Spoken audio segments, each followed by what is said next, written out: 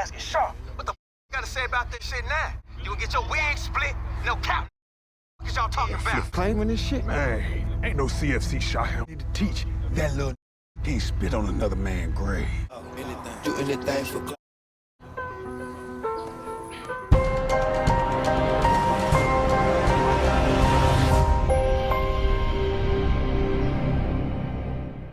What's up, YouTube? It's your boy Mark Dark, and I'm back with another video. If you're new, if you love P-Valley, go ahead and hit that subscribe button, like the video, and leave your theories, comments, everything down below. Now today we're going to be talking about P-Valley Season 2, Episode 8.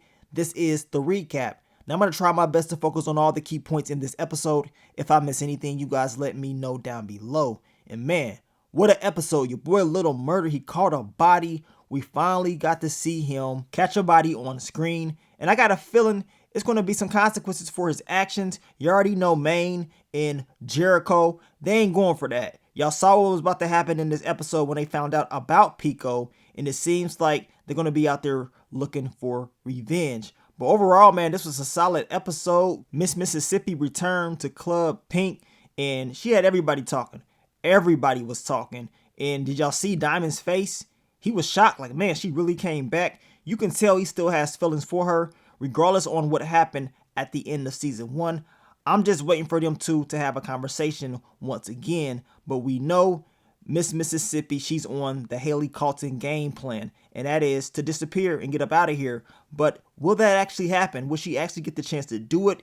And if she does get the chance to do it, will she actually stay away? Or is she really that attached to Derrick? We're going to find out. Now, your girl Roulette, she stepped up to the plate this episode, and she showed us why her name is Roulette. And man, I thought her and Whisper was going to have some issues, but I got more respect for Roulette. She said, you know what? This is my girl. I don't care what type of little small issues we got. I got her back no matter what. I wasn't trying to see no Players Club moment in this episode, and I'm glad Roulette was there to say, you know what? That's not happening. And do y'all think Terrence is going to come back and try to seek revenge based on what he was talking about? That's exactly what he's going to do, but he better be ready because Roulette, she's going to have that strap, and it doesn't seem like she's going to hesitate to pull that trigger. But let's just get to this recap. As I told you guys, I'm going to try my best to focus on all the key points. If I miss anything, you guys let me know down below. So what did we see in episode 8 titled The Death Drop? Now, the episode begins off with Mercedes. She's in there putting in the work at Club Pink, trying to get herself together. But mentally, she's still struggling. And she's struggling because of what she's done to Montavious is still in her head. We know this because she's having a conversation with Uncle Cliff. And hell, the preview before the episode pretty much told us that Mercedes is mentally struggling with the whole Montavious thing. Uncle Cliff is telling her it's all in her head. Well, it is. But Mercedes tells Uncle Cliff that, look, this little pink problem, it ain't in your head, it's in your hands. And if I'm going to try, you got to try too. I'm going to tell you right now, this whole Montavious thing is not over yet. I believe once we see the season finale, we should be getting the conclusion of it. But the Montavious storyline is definitely not over yet. Then we get to Uncle Cliff, a Little Murda. Uncle Cliff asks Little Murda, like, why are you getting so clean? Like, where are you going or whatever? Of course, Little Murda does not tell Uncle Cliff about Big Teek yet. Now, it's crazy because Little Murda was about to tell Uncle Cliff a few episodes back, but Uncle Cliff told him, look, when you're ready, you let me know exactly what happened. But it seems like Little Murda is still deciding not to tell Uncle Cliff about Big Teek, and they end up talking about who each other has been with. Little Murda tells Uncle Cliff, if I was with anybody, I was protected. What about you? Uncle Cliff was getting topped off by the fake Little Murda lookalike dude at the beginning of the season. I know a lot of you guys have been talking about how y'all think eventually somebody's going to catch something. I don't know if they're going to put that in the storyline, but based on this conversation, it's probably something they've been thinking about. But you guys let me know exactly how y'all see that all playing out. Now we get the return of Maine. They end up letting him go, you know, a little early because of the whole COVID thing, but he's on house arrest and his shooters is throwing him a block party, which you already know it's going to be jumping. It's going to be some drama, and he wants Mercedes to be his date. Now, it is a lot of chemistry between the two. It is, but being with Maine, you know, Mercedes understands she has to be ready to accept all the different issues that's going to come her way, which we got a prime example of that later on in the episode. But as far as that chemistry level, it's definitely there. You can see it, but we know it's going to be different issues if Mercedes does decide she really wants to be with him. Now, we get to Autumn Night and Keyshawn, and Autumn was pretty much giving Keyshawn the helicopter game plan. She got her birth certificate, and she's trying to get her some passport. So it seems like Keyshawn could be leaving the country. And she tells her what she needs to do as far as telling Derrick she's going to dance and she's going to give him a portion of the money. But when that does happen, you know, when she comes back to Club Pink, she's just going to leave with the kids. I don't know if that's all going to work out. I doubt Keyshawn is going to be able to ride off in the sunset just like that. She does mention that she looked up Haley Carlton and that she drowned in the flood or whatever. And this is where Autumn Night tells her, you know, yeah, but it's crazy how she's right here with you drinking coffee. So as I told you guys in my quick thoughts, early impressions video, and even in the past, I mean, your girl Autumn Night is telling people her name. Eventually this is going to come back, and I got a feeling that Sheriff will find out along with some other people, and Autumn Night's going to have to figure out exactly how she's going to respond to all these different issues that's going to come her way. Then we find out that Andre's father is not dead, that this dude is on death row for murder or whatever. And your boy Andre's been telling a lie the whole time. Of course, Corbin is pissed off because he's been funding Andre's campaign. He told him in the past to let him know any secrets that he may have, but Andre did not tell him this secret. So now he's just pissed off and they got to figure out a way to clean this up. Meanwhile, Patrice, she's being exposed as well, but Patrice don't give a damn. Patrice is telling people like, look, yes, I was a hoe. Yes, I used to do all this and all that, but I'm owning up to it. That was yesterday, and now today is today, and she's willing, you know, to do what she got to do to become mayor. She mentions how she hoed in order for everybody to fly. Patrice don't be playing around, man. She is able to bounce back just like that. And from what Corbin was talking about, it seems like a lot of people are actually thinking about voting for her, and they have to figure out what they need to do to make sure this casino is in place and Patrice does not mess this up. Then we get to Derrick, and Derrick is very upset because he keeps messing up. I mean, this is all he does each and every episode. He can't even get Keyshawn's size right. He's hitting himself in the head. The whole time I'm thinking, hit yourself harder. Knock yourself completely out. I'm pretty sure everybody would have been happy if that would have happened. But Derrick is telling Keyshawn, whatever you want, you know, I'm willing to do it. I'm willing to work with you. Keyshawn says, look, I want to go back to the club, you know, Club Pink. I feel free when I'm there. And Derrick, all he can do is agree because he wants to make sure he fixes this and everything is okay with them. But as I told you guys, do you honestly believe Keyshawn is going to be able to execute the whole game plan with Autumn Night and get away just like that? I don't see that happening. I see your boy Derrick definitely, you know, messing up that whole game plan, but we shall see very, very soon. Then we get to Wayne and Corbin. Corbin is telling Wayne all those ads that he put out is pretty much knocking Andre down and it's helping Patrice out in the long run. She's pretty much just winning on the polls or leading on the polls as of right now. And Wayne tells Corbin, when it's all said and done, this casino thing, it better pass because if it doesn't, it's going to be on him. So now Corbin has all this pressure to make sure, you know, this casino thing does go through, which we know he has to make sure Patrice is neutralized, which is not going to be easy, but he does get some advice from Uncle Cliff later on in the episode. Now, Autumn Night, she goes and she meets up with Georgie, and Georgie is firm on her offer, $5 million. That is it. Now, it was funny because Georgie has some Coca-Cola cans in her hair as rollers, and she's telling Autumn Night, like, look, it ain't no use to lying about who you are. And that was funny because we know exactly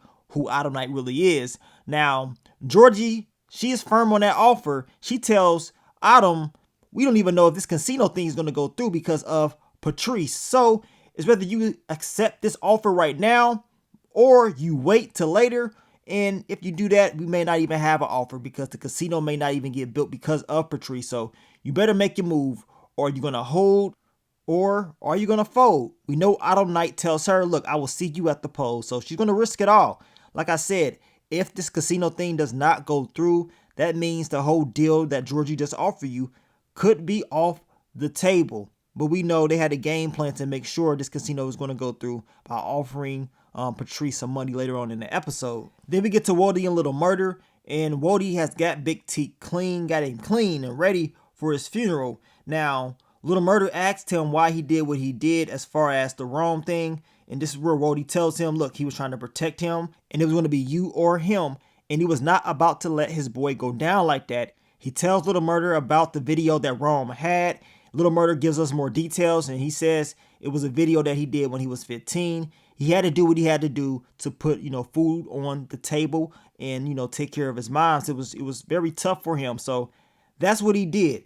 But Little Murda does mention, what if that video, did get sent out by Rome? Then what? And we know what he tells him, he's going to handle it. So, if it does get out, which I think is a possibility, Wody is talking about he has a way to fix all of it, but I don't know about that. I guess we got to find out and see how they're going to write this out. Now, Wody does mention that we are, both God and the devil. And, it's crazy because Little Murda was asking him about that, and we know later on in the episode what Little Murda did to Pico, but he was kind of criticizing Wody for what he did, but he went out there and called about his damn self, so the devil was definitely in him. Now, Little Murda asks Wody, why him? Why is he doing what he's doing? And this is where Wody tells him, why not? You know what I'm saying? We need, one of us to make it about the mud, and why can't it be you? So this dude Wody, man, he's a day one. He's going to look out for his boys no matter what, and he really believes Little Murda can be the one to make it out. Then we get to Autumn Night, and she's pissed because she is talking about Mercedes is not ready to headline. It's quite obvious. She's out there struggling to even freestyle. We know she's mentally going through some things with the whole Montavious, thing in her head. And Autumn Night's like, look, she has somebody to replace her. Uncle Cliff thought it was going to be Whisper and Roulette along with Mercedes, but it wasn't them. It was not them at all. Instead, it was your girl, Miss Mississippi. She has returned to Club Pink, and you already know she gonna bring them people. She gonna bring everybody to the club. Everybody gonna want to see Miss Mississippi. And once Diamond saw that Keyshawn was back in there, he was like, man, you know what I'm saying? He couldn't believe it. And even with Big Bone, he could not keep his eyes off Miss Mississippi. I believe they're gonna have another conversation before the end of the season. And, hopefully that does happen, because I want to see some closure when it comes to this whole, thing between Diamond and Keyshawn. Now, Whisper and Roulette, they're big fans of Miss Mississippi. They're supporting her, and they pretty much tell her she was the reason why they're doing what they're doing right now as far as being dancers.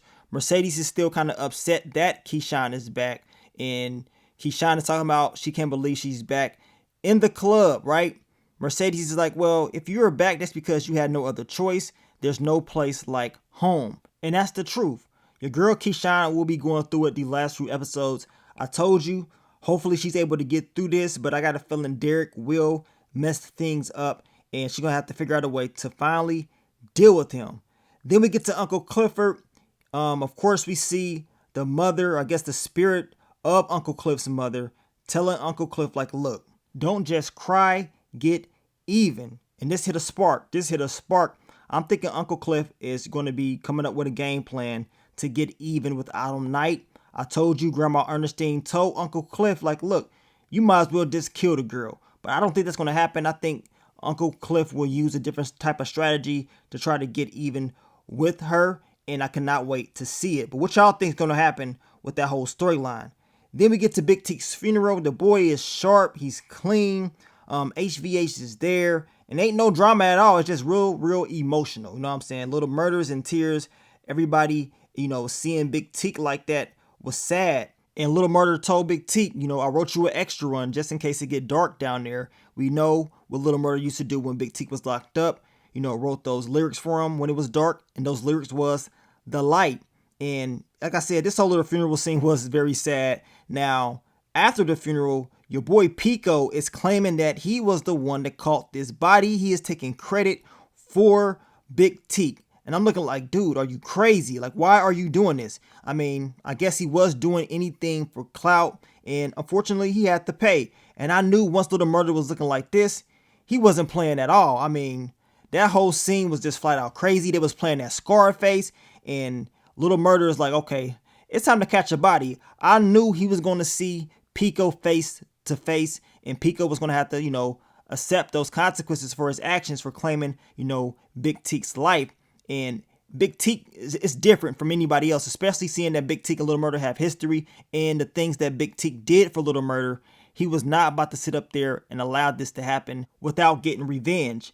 Then we get to Shell, Mercedes, and Terrika, And we know Shell finds out about Terrika getting an abortion. She's confronting Mercedes, talking about, you're not her guardian. What was you thinking? And this is where Mercedes tells her, like, well, you was drunk. I mean, how you gonna take her down there to do anything when you too damn drunk to know what's going on? Now they keep arguing. Y'all know Shell, she always criticizes Mercedes, but it's kind of funny because she's the one making all these mistakes and she's not even there when Terrika needs her the most. Now Terrika does decide to go with Shell instead of Mercedes, and I believe she kind of did that to stop them from arguing, but you know Terrika felt kind of bad when she did it, and y'all know Mercedes felt some type of way about that. Now Terrika is going to drive Shell home because we know Mercedes was the one that taught her how to do it the proper way. But like I told you guys, Mercedes is definitely feeling some type of way about this. Hopefully, you know, she's able to get her daughter when it's all said and done. But dealing with Shell, that's an issue. Then we get to Cliff and Corbin. We know Cliff and Corbin grew up together. They have history. Some people believe that they're related. I don't know about all that, but I do know they have a history with each other as far as growing up. Now, Corbin is surprised. He's like, why are you here? We know Uncle Cliff tells him, look, the enemy of my enemy is my friend. That's pretty much what Uncle Cliff is saying. Now, Uncle Cliff does tell Corbin how to neutralize Patrice. Patrice loves money. So if you offer Patrice some money, maybe you can stop Patrice from, running for the mayor and also stop that whole thing she got going against the casino. Now, Uncle Cliff tells Corbin, another rule that Grandma Ernestine just made up, and that is if you cannot get to the water, bring the water to you. And it seemed like Uncle Cliff was trying to tell Corbin, like, look, you don't really need the great value Obama. You can do this by yourself and stuff like that. So Uncle Cliff has a game plan. I cannot wait to see the full outcome of this game plan by the end of the season. But as you guys were stating, something definitely went down in Uncle Cliff and Corbin's past. Something, you know what I'm saying? I won't be surprised if they hooked up, but you can tell just based on how Corbin, be moving when Uncle Cliff gets close. Now we get to Roulette and Whisper, and now it is time for them to go with the game plan as far as getting this money, letting Terrence come over, let him top off Whisper. And like I told you guys earlier, I did not want to see another Players Club moment. If you saw the movie, you know exactly what I'm talking about. Instead of leaving, your girl Roulette said, you know what, I'm going to stay. Because I don't trust you. I don't know what's going to go down. I'm staying here. Even though it was some tension in the air between Whisper and Roulette. Roulette said, that's my girl. I ain't about to let her go down like that. I'm going to stay here for her safety. And that's exactly what happened. Now, Terrence, he, goes to work, but we know Whisper is faking. That's what she ended up telling us later on in the episode. But she's faking it, making it seem like he's doing something good. She felt his energy. She felt like he wasn't going to know what the hell he was doing. Now, he doesn't pay Whisper the right amount of money. She's pissed off. She's talking about where's the rest of it. This dude starts to put his hands on her, getting disrespectful. And then Roulette comes out and puts the strap to its dome. And now it is time to play Russian roulette. And she's not playing. You know what I'm saying? She got a bullet in there. Look at her. She's looking crazy. She on her DC Batman vibes right here. She's like, look, I'm Two-Face.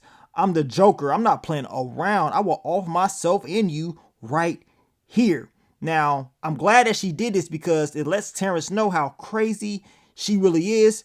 I'm just hoping that, nothing happens to your girl Roulette. Now, she puts the strap in his mouth and tells him now who has the DSLs. You know what I'm saying? Making the boy look stupid. He topping off a gun and he's embarrassed, right? Now, Roulette and Whisper, they get up out of there. They take the man's car and now it's time to go get it chopped up and get paid. But Terrence did say he's going to come after him or whatever. He says, I'm going to get y'all. And if he does, y'all know Roulette going to have that strap. And Roulette is definitely going to be ready for whatever's to come. Now, we get to Andre. He's looking at the check that Lakeisha Savage gave him was for $10,000, but he never cashed it. He's not going to do it as of right now. Now, he's having a conversation with Autumn Knight. They're talking about their parents. We know Autumn has never met her parents. She's telling Andre he can just walk in anytime and talk to his pops, but she can't do that. And of course, they end up talking about what needs to happen next. She's talking about, a fundraiser, and that's what they're going to do next. And she calls Brazil an extra, telling them to meet up with her. They're about to, put something into play. Autumn Knight, she wants Andre to continue to do what he's been doing, not to give up, to continue to run for mayor. And just because, the information came out about his dad, he can still win this. So I'm eager to see exactly how it's all going to pan out for them and everybody else that's in this race. Now, we get to your boy Pico. He's walking by himself, and this is where he slips up at. I knew when he got by himself, it was over. Like, the last thing you want to do is be by yourself after just claiming a body that you did not catch. Your boy Little Murda, he popped up like Tupac on Juice. He said, you know what? I'm Bishop in this episode. The boy came out of the cut just like that. He surprised Pico. He tells Pico, you claiming a body that you didn't even catch. You acting like you God. Like, dude, oh no, that ain't about to happen. So you got to deal with this weight as if you actually caught this body. We know Pico, he is trying to plead his case, talking about my mom need me. I got a kid, my boy Tyson just turned 6 and all that stuff. Well, none of that matters, you know what I'm saying? Because you went out there and did what you did. Now, you got to suffer the consequences. Now, of course, I don't want to see, anybody get taken away from their family. But when you're a part of this lifestyle, just like anybody else, these are the consequences. Pico knew this going in. So him doing that, he has to be ready for what's to come. And Little Murda wasn't playing around. This was the wrong person to mess around with. Big Teek, that was the wrong person to claim that you did, especially seeing that Little Murda was there, especially knowing how close Little Murda and Big Teek was. You already know he wasn't going to be playing around. And he told Pico, like, look, I'll tell your son that you loved him. And he proceeded to smoke that boy out there. So, of course, we smoking on that Pico pack. That dude had it coming. I mean, it is what it is. This is the life. Now, I do respect, Maine and, of course, Jericho, Pico's gang to go out there and seek revenge. I mean, they was pissed off when they heard the news about Pico being shot. So you already know it's going to be some consequences in these last few episodes. Now, Mercedes is able to stop Maine, at least for the time being, to not to go out and get in trouble. I mean, he just got released earlier on in the day. He's on house arrest. And for him to go out and try to seek revenge for Pico was stupid. They end up sitting back having a conversation. Mercedes does ask him, how does it feel? How will she be able to deal with catching a body? And we know Maine knows exactly how it feels to catch a body. And he's pretty much telling her, you just go out there and try your best to be a better person, do good, and maybe it will cancel out and, things just happen. Now, he is giving her some good advice, but he's keep touching her. Mercedes understands what time it is. She knows deep down inside, this dude, he is just trying to clap those cheeks. Even though he's giving good advice, he wants to get up in that. Mercedes, she ain't there. She's like, nah, I'm good. You know what I'm saying? She ain't trying to take it to that level, at least as of right now. I told you, Mercedes is trying to make better decisions, not just for her, but for her daughter, Terrika. I don't believe she wants to have Maine around Terrika, seeing that he's involved with this gang stuff. And that would be, something crucial for her. You don't want your daughter around any of that. Even though she's attracted to Maine, she has to realize what he's going to bring to the table. And as of right now, all I see him bringing to the table is just him clapping those cheeks and a whole lot of gang stuff that could get her killed or her daughter killed or even him killed. It's just not going to be a great outcome. I mean, hopefully things can change in the future. Now, we get to Uncle Cliff, and we know Cliff does not want to lose Grandma Ernestine. So, praying, that's all you can really do, right? And we know we've seen the mother all throughout the last few episodes talking about, it is time. Like Grandma Ernestine's time is coming. But Uncle Cliff making those prayers, talking about, don't take her. I already lost you, Mom. I don't want to see, Grandma go. I don't want to lose her as well. It was very, very emotional. So hopefully these prayers work. And, Uncle Cliff can keep Grandma Ernestine. We don't want to see nothing happen to her. We know we talked about this in the fan predictions that something may happen. We know the whole COVID thing was bound to happen. But losing her, that's another story. Now, hopefully we don't get no bad news in episode 9. You guys let me know what y'all think about that. Then we get to Patrice. She's at church. She getting this money. Patrice, that's one thing she gonna do is get this money. And we know that is her weakness. Now, she gets a donation for like 10 G's. And I guess it was like a message on there that she had to go outside and meet the person. She goes out there. And of course, it is your boy, Corbin. Corbin has took the advice of Uncle Cliff. And that was, Patrice's weakness was money. If you offer her enough, she will probably drop out. And this is exactly what Corbin says. Like, look, just drop out. I'm going to continue to give you money. You know, take this money and just prey on it. And there's more money to come. So what do you guys think is going to happen? I mean, Patrice is talking about what she want to do, but what she did do is take that money. And if Corbin continues to give her money, she's going to continue to take it. I mean, this is the same lady that stole from her own daughter. I mean, Patrice, that is a huge weakness for her. And she's going to continue to have that weakness. And she's probably going to drop out of this mayor race. I can't wait to see the full outcome of this because Patrice's character, even though she's done a lot of dirt in her past, she is very, very interesting and entertaining. Then we get to Roulette. She takes Terrence's car to Duffy. Some of you guys say she's going to mess around and get Duffy hurt. That was one of the fan predictions with her messing around with him. I don't see that whole little, get together relationship, ending well. But Duffy's going to chop up the car for her. And he is talking about will anything come back on him. I would not be surprised if Terrence does decide to try to get revenge on Roulette in these last few episodes.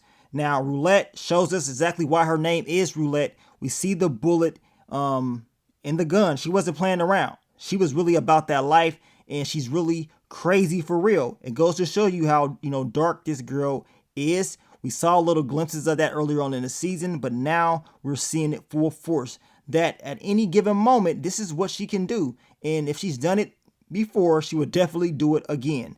Now, we get to the end of the episode. Your boy Little Murda, he still got blood of Pico on his hands. He's back at the studio, and it seems like he's about to spit that fire, y'all. He's about to have another banger track. I can't wait to hear it if it is another banger track, especially if it's dedicated to Big Teek. We know it ain't over yet, though. I told y'all it's going to be consequences for his actions.